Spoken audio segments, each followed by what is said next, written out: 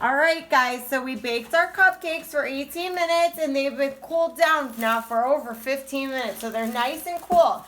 So we're gonna get out our stuff and we're gonna frost it. We got 2 things of cupcake frosting that came in the box. So let's put the box aside. I'll put 1 frosting here between a couple of you over on that end, and I'll put 1 frosting here over on this end. Liam, if you want to come on this side. And there's a knife for each of you guys. Just grab a cupcake and frost it, guys.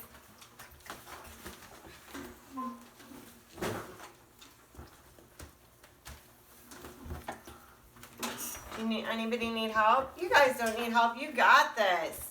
And there's plenty of frosting, so you don't have to be sparing with it. You can just put as much as you guys want on it. Wasn't that so easy?